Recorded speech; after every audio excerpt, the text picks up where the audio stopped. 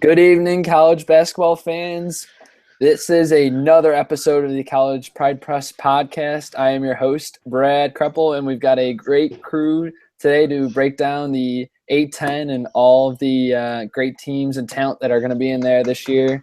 So we have our senior writer and hot take extraordinaire, Alex Herndorf, is back. And I've been waiting for this podcast for a while because I'm sure he's got a lot to say.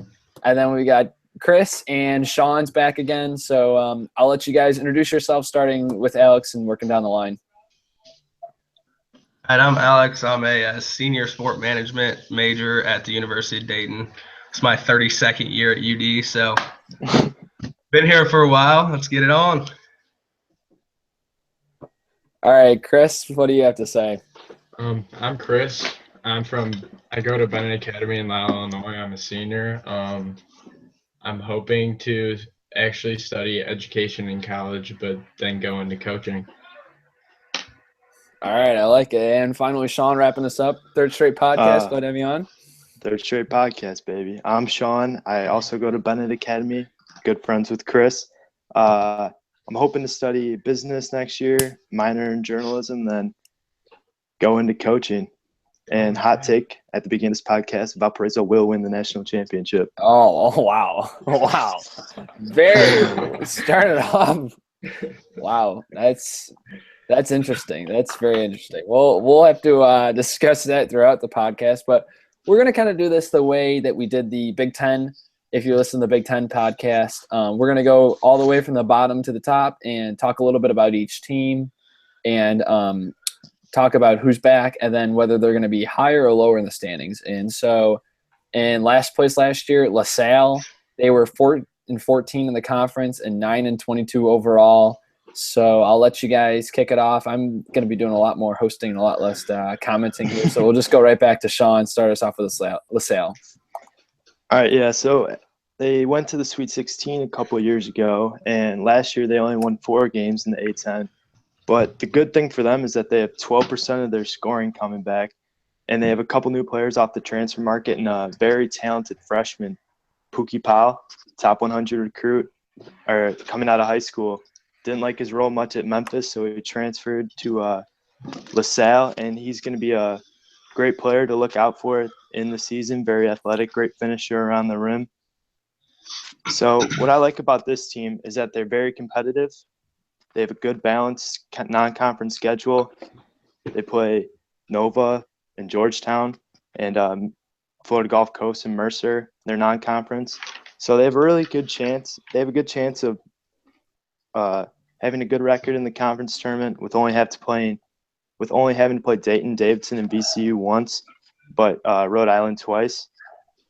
And they have a relatively high chance of being top 3 or 4, I think. They have a young team, but I think they'll be a solid group in the future. All right, Chris, what are your thoughts here? All right, so Sean touched on Pookie Powell. Last year, LaSalle really only had Jordan Burns. I mean, he was their main guy. He did everything for them.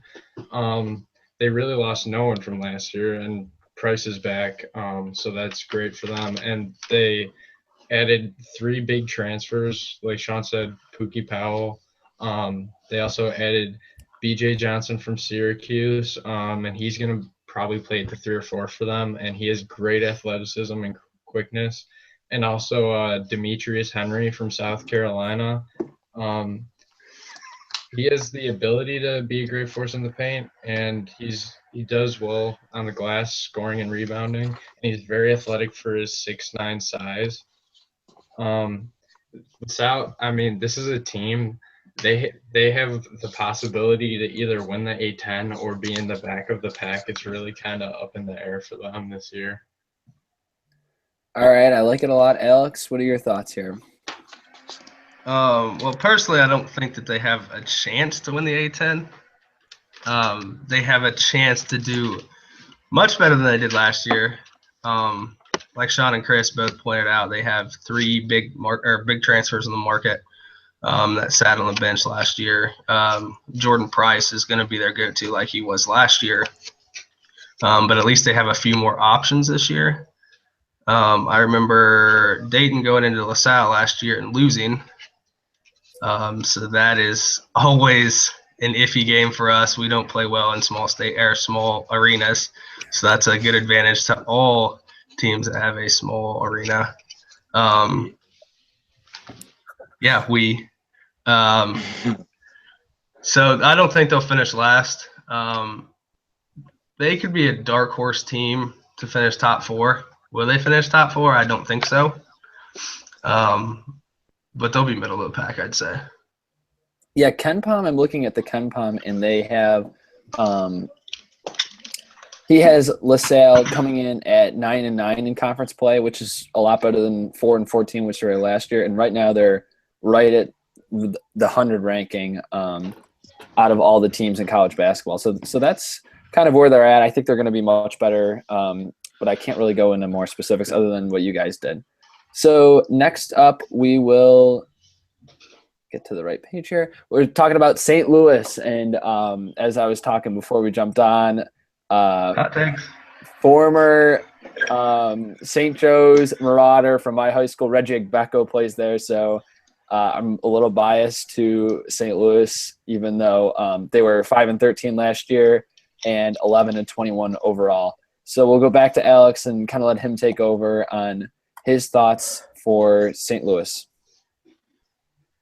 Well, I don't entirely know what to expect from St. Louis. The last few years, they've been really, really young.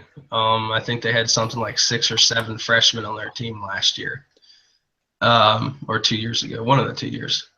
Yeah, so they'll be like if they were projected to be 14th in the league. I don't expect them to finish anything above 10. Unless you're Brad, and they'll finish 5 somehow. I'm not sure how they'll do that. But yeah, Abebco, is that his name? Reggie Becco. Abebco, yeah, but yeah, that dude, he has his games. I think he'll be one of their leaders for sure. All right. Chris, what are your thoughts here? It's never too early to look ahead to the 2018 season, 2017-2018 season. I mean, Wow. This is not gonna be good. But the other day they did get a commitment from Carter Gordon, who's a 4-star big man for the 2018 class. So I mean, if you're a St. Louis fan, just hang in there this year. That's all I have to say. Wow. Okay. All right. Sean, what do you have to add? So Chris kind of stole my thunder in talking about recruiting, but a guy you have to mention if this team is going to be even close to like middle of the pack, A-10, Mike Crawford, Indiana guy. He's scoring. He can score and score and score and score. I've seen him do it in high school, and hopefully it can translate to the senior season. He had a great high school senior year, averaged like 30 points a game. So if he can average like 20 points a game, and they can get a couple wins in the A-10 this year, I think that'll be considered a successful season based on the level and depth of talent that they have on this team. But look, I really like the presence or the hiring of Coach Travis Ford. He's already picked up 2 top recruits, and he's got 3 or 4 players off the transfer market that will be looking to contribute next year. So I think this team has a really bright future for sure. And I wouldn't be surprised in a couple years to see them as a legit contender in the A-10 and maybe a NCAA tournament team. Yeah, I'm looking at the KenPom page again for St. Louis, and he has them ranked 224th, which reflects kind of how lowly everyone thinks of them.